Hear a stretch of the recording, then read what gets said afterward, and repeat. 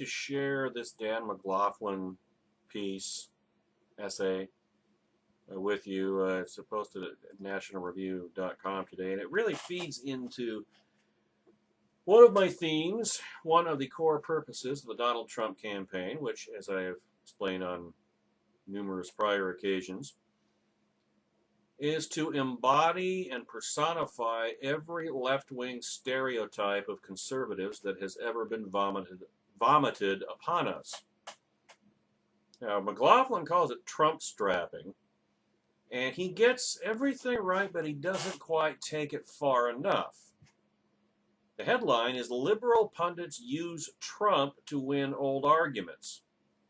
And of course, that's Trump's purpose in this campaign. Trump's is a trolling candidacy. It exists in order to bolster the left stereotypes of conservatism. Convince the country that, see, Trump is everything that we said, that we've told you for years that conservatives are, and look, they nominated him. I mean, if this was a Democrat deep cover op, it would have succeeded beyond, I think, beyond even the left's imagination. I mean, this has the feel, in a lot of ways, of how the left reacted to Watergate. They couldn't believe the gold mine that they'd been handed by Richard Nixon. I mean, Nixon did them better than they could ever have dreamed. They couldn't believe that Nixon had actually allowed the Watergate break-in and then covered it up so incompetently so that it kept dribbling out until, with Nixon employing many of the same bitching and moaning techniques about media bias that Trumplicans are doing today. But in the same way, I'm sure the media is just, they can't believe the jackpot they've hit with the Trump candidacy, and that 40% of the Republican nominating electorate was stupid enough to nominate him, or maybe, hey, you Trump supporters, you shoved him down our throats. I mean, you're playing from day one, supporting Donald Trump, whether he was a winning participant or not, was playing into the left's hands. Now, Dan McLaughlin, a.k.a. the baseball crank, doesn't quite take it far enough. But this is the kind, when we say that Trump keeps shoveling nuclear-grade PR ammunition, propaganda ammunition, to La Clinton Nostra, to the media, this is what we're talking about. One of the more irksome habits of liberal pundits this election cycle is Trump strapping, using the indefensibility of Donald Trump to retroactively bootstrap their way into winning and other arguments from the past that they could not win at the time without Trump's help. Paul Krugman has probably retired the prize for the longest reach back in time, with a column last month claiming that the Trump nomination was the inevitable result of Ronald Reagan's adopting supply-side arguments for tax cuts in 1980. Bear with me, I have high blood pressure, so I have to pace myself here, so just understand that.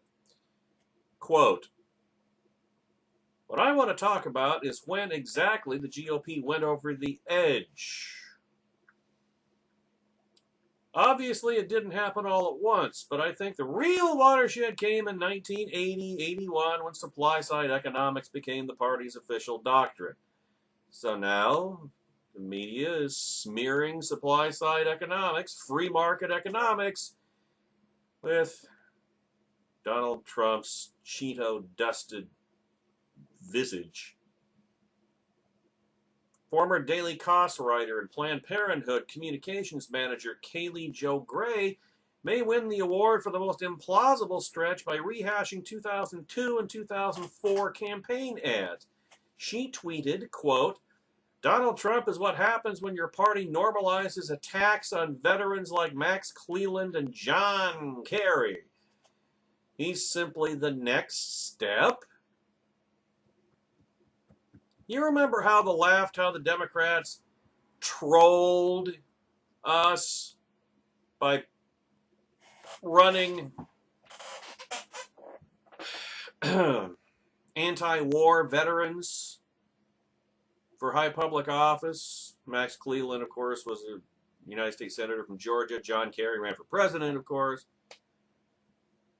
And the fact that they had been veterans somehow made them unassailable, gave them impenetrable moral authority to be anti-war all they wanted to be. How is Donald Trump an extension of perfectly legitimate criticism of the other party? It isn't, but this is the opening that Trump and Trumplicans have given the left. Now comes Jonathan Chait, who wants to use Trump to revise the history of the 2009 American Recovery and Reinvestment Act, aka the stimulus bill fight, in support of his thesis that nobody could have ever had a principled reason for opposing colossal government spending initiatives, which, by the way, Trump is trying to trump Hillary on that very thing. There's nothing liberal pundits love more than an argument that allows them to assume out of existence all contrary, aka conservative, ideas and replace them with invidious motivations.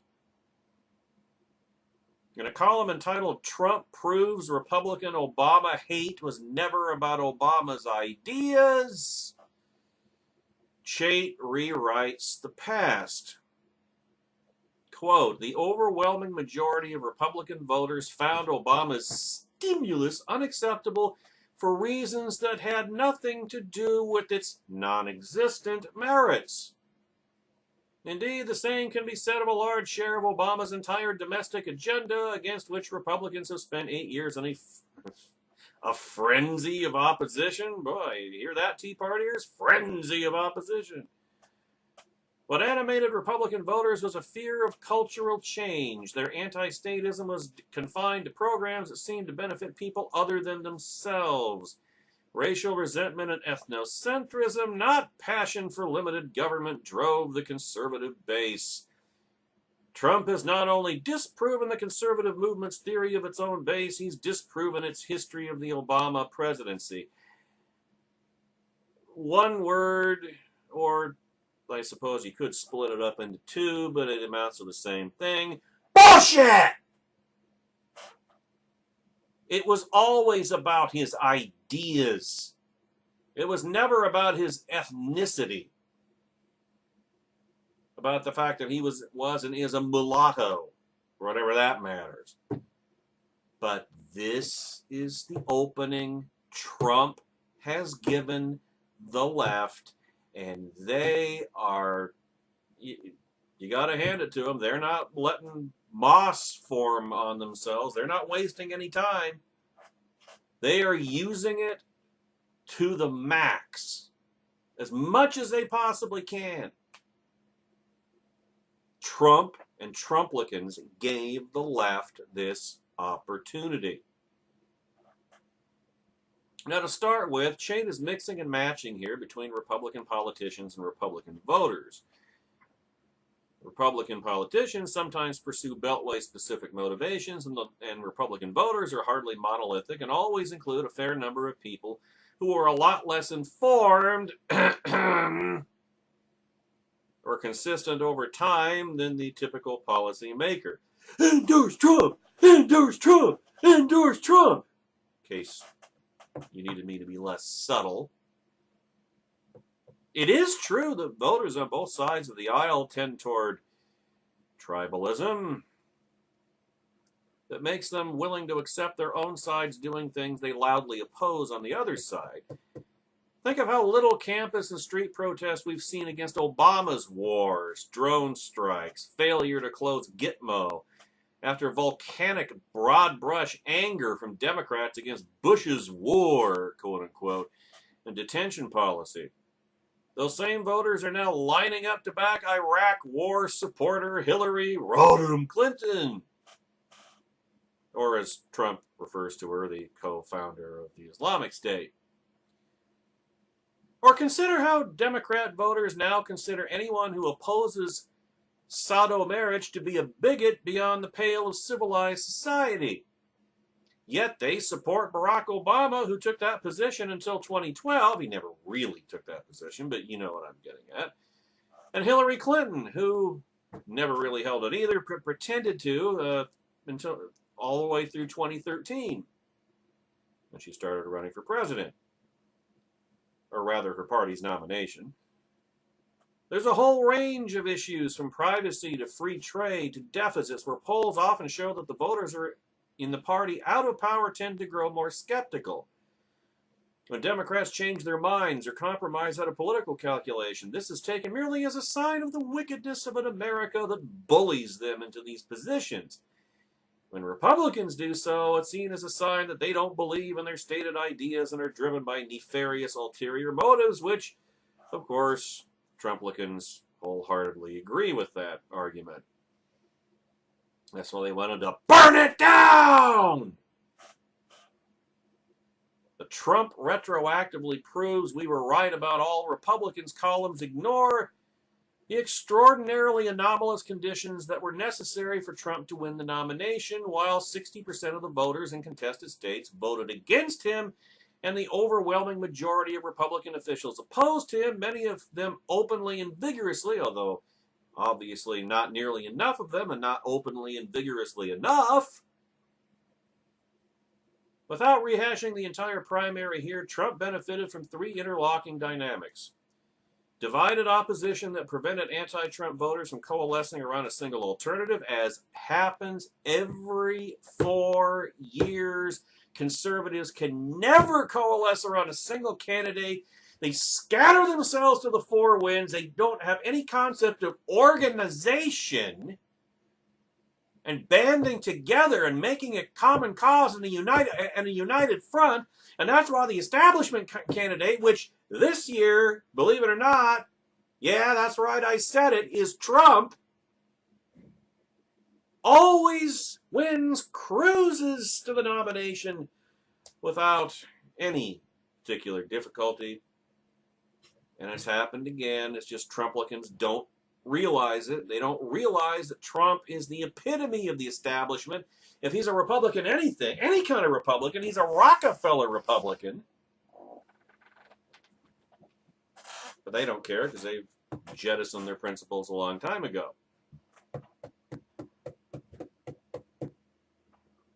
A celebrity candidate with huge name recognition and $2 billion in free media advantages over his rivals, and Republican voters having lost faith in their leader's ability to accomplish the things they promised, so then the things they wanted to accomplish, they no longer cared about. They just wanted to screw the leaders that they had given up on. They didn't care how they were going to do it. There's plenty of room to argue over what Trump means to his supporters. Well, no, not really, but I digress.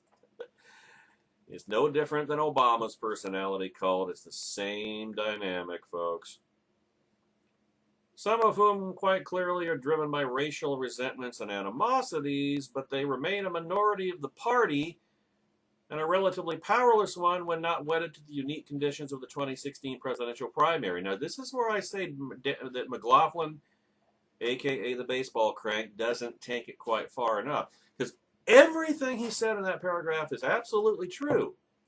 It also doesn't matter. In propaganda terms and public relations terms, all that matters is that Trump is going out of his way to embody every left-wing stereotype of conservatives ever vomited upon the right, and that's really all that matters. Because the left takes that, paints every Republican with it, including retroactively, going back 35, 40 years. And what are Republicans supposed to say? I mean, who is their presidential nominee? Donald Trump. So Trump goes out there in Archie Bunker-esque fashion and acts like a bigot, acts like a racist, acts like a liberal, acts like, etc., etc., etc. And hey, the Republicans nominated him anyway.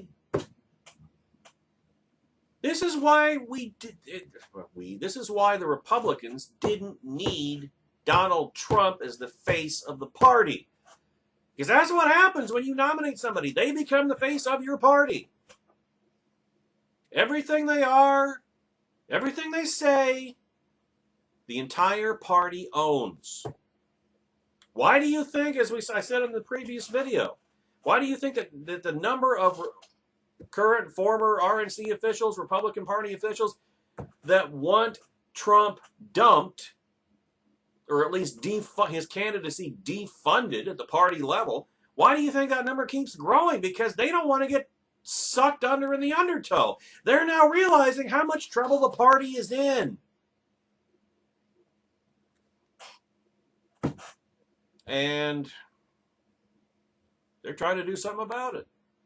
Too late. Way too little too late. I mean, this is the other hat. This is the other shoe for Dan McLaughlin. Yeah, the media trying to bootstrap the entire Republican Party going back decades retroactively. Yeah, that's crap. But the party handed the media that tool, that cudgel, because they nominated Trump anyway.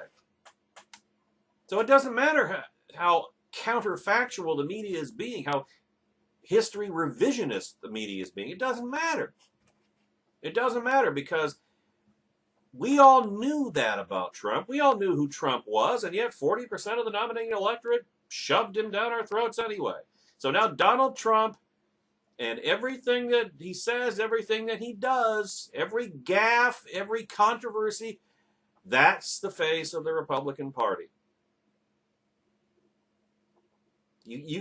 Republicans have got to own it. They do own it. And a growing number of Republicans are saying, oh, no, we don't want this. Too late. Now, Chait's retelling of history is, sure, it's risible. For example, he writes, quote, conservatives did not believe that fiscal stimulus can't help a depressed economy until Obama took office. When the economy showed signs of sputtering in early 2008, Congress passed a fiscal stimulus by overwhelming margins, 81-16 in the Senate, 380-34 in the House.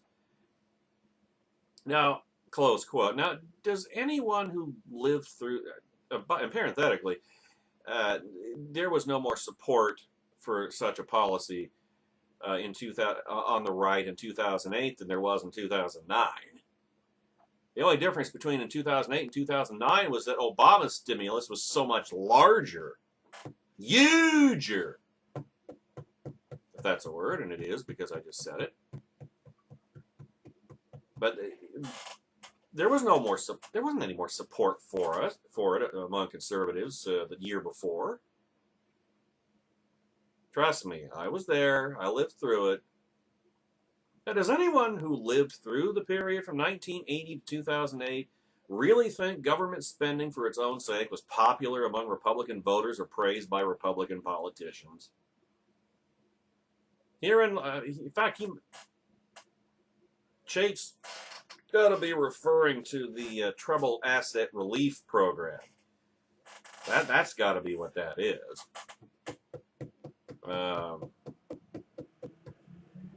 And yeah, that did pass 81-16 in the Senate, 380-34 in the House. because that was after the financial panic, the panic of 2008, the Democrat financial logic bomb, and there was panic. Remember, you can't let a crisis go to waste because it enables you to do things you couldn't otherwise ordinarily do. Herein lies the danger of lacking political courage. If you compromise once with Democrats on a comparatively small thing, they will argue that you've conceded the principle forever. The 2009 stimulus was different from the 2008 stimulus. It was 5 times the size of the previous package. More heavily weighted to spending than tax relief, and more than the total appropriated to fight the Iraq War up to that date. Which not surprising, given that in 2009 there were 256 Democrats in the House and 60 Democrats in the Senate, as well as Barack Obama in the White House. Once the Democrats have power, out the window goes compromise, or even the pretense of it. Plus, it was larded up with goodies for Democrat interest groups. It would have been unusual for the explosion in federal spending in 2009 to attract no Republican criticism. It didn't attract any Republican votes either. Why? Because, remember, I won. Remember when Obama said that? Barack Obama made it partisan, so he made it politically impossible for any Republican to vote for it. If he had been a bit more humble and below the radar and more statesmanlike, the usual rhino squish suspects probably would have crossed the aisle, actually. And the 2008 stimulus package was not a Republican idea. In addition to the small core of conservatives who voted against the 2008 stimulus, there were many Republicans who had fought against a larger one. Remember, Mitch McConnell led a controversial filibuster before cutting the deal heading into an election season in which Democrats pounded them on the issue. And, of course, everybody knew that was going to be a Democrat wave year anyway. So they were, again, McConnell was trying to do the best he could in terrible circumstances. Things happen in context. That's what Tea Partiers so often don't understand. The Republicans compromised in 2008 because they didn't have the numbers not to. They were doing the best that they could and got nothing in return but a worse economy and worse political prospects, and chastises them for concluding that this had been a bad idea. It's true, of course, that there was an opportunistic partisan element in GOP turnabout on the stimulus.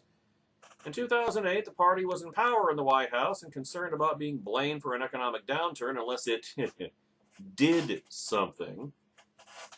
And with Democrats controlling Congress, the menu of things that could be done was limited. In 2009, the party understood that if the economy staged a booming recovery, Obama would get all the credit anyway, so there was nothing to be gained by joining him.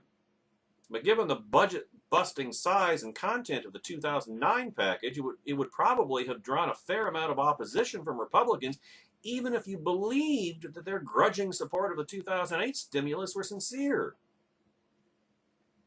You see, a similar story can be found on the healthcare front, where Chait repeats the canard that Obamacare was somehow a GOP-friendly policy. Mitt Romney ran for president in 2008 advocating what became Obamacare. Well, not exactly.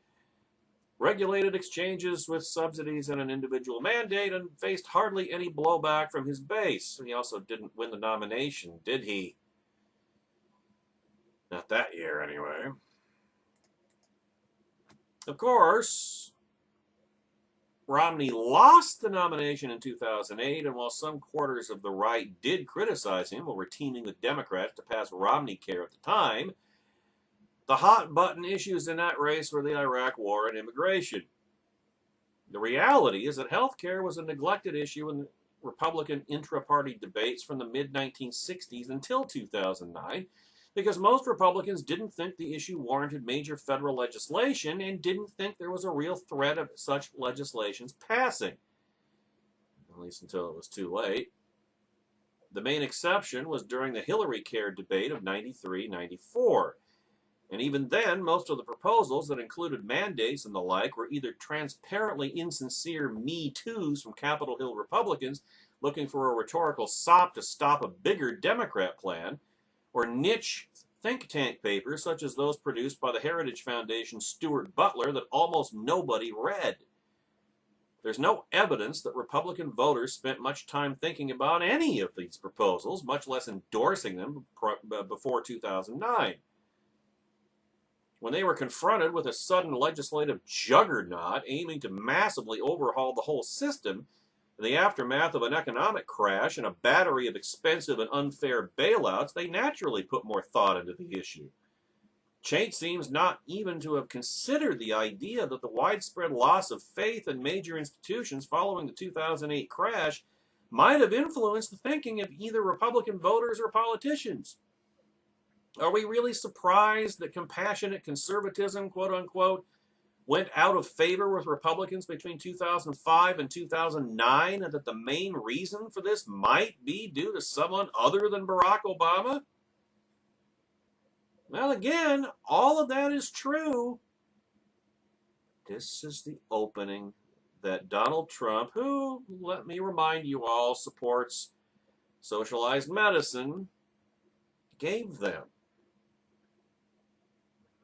Chait likewise claims that nobody on the right minded John McCain's cap and trade position in 2008.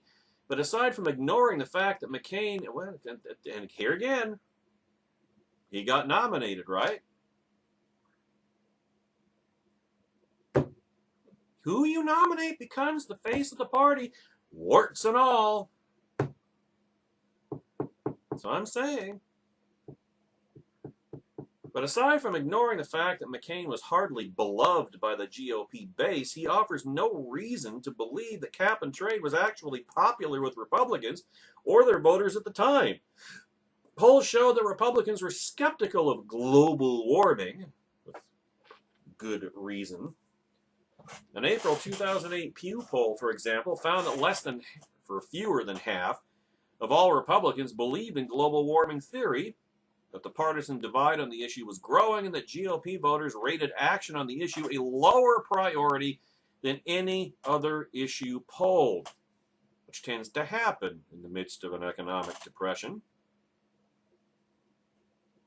Al Gore's advocacy on the issue was already a popular punchline on the right when An Inconvenient Truth was released in 2006, so it seems a stretch to blame Gore's unpopularity with Republicans on ethnocentrism. As with the issue of health care, Republican politicians in the hostile political climate of 2006 to 2008 tended to play defense on cap and trade, as exemplified by Marco Rubio's talking like a moderate on the issue in 2008, while killing Chris Christie's proposal to impose cap and trade in Florida. Speak softly, but carry a big stick. Moreover, as in 1993, the GOP's increasing criticism of government growth in the domestic arena in 2009 was driven as well by the fact that foreign policy was becoming a less dominant issue. The Cold War held together a lot of disparate factions on the right. After 9/11, so did the global war on terror. Domestic policy reclaimed the forefront just as Democrats took the White House, so it was logical to expect domestic issues would receive more attention. Republican voters had shifted from grumbling to open revolt at George H.W. Bush's tax hike cave-in when the Gulf War ended and the economy went south. So, too, Republican politicians came out of the 2006 and 2008 elections a lot more leery of being arm-twisted by someone like Tom DeLay into voting for things they didn't like just to buy swing voter support for the war effort. Republicans have much soul-searching and infighting to do after the Trump nomination and coming landslide defeat. And surely part of that debate will be facing up to the fact that the party includes factions that are not particularly committed to smaller government. Those would be the factions supporting Donald Trump. But if a President Hillary or a President John Edwards had proposed a gigantic stimulus a federal takeover of health care, a cap-and-trade scheme, and other Obama initiatives, would Republicans have greeted them with candy and flowers? Well, if you don't believe so, and you shouldn't, you probably shouldn't let Jonathan Chait Trump strap his way into persuading you. But on the other hand, you made it so easy for Jonathan Chait to Trump stamp Trumplicans by nominating Donald Trump in the first place. Donald Trump has discredited the right and discredited the GOP for years to come. Every bit of progress the right has made across the issue board has now been set back, thrown up, out, pissed away. Thanks to you.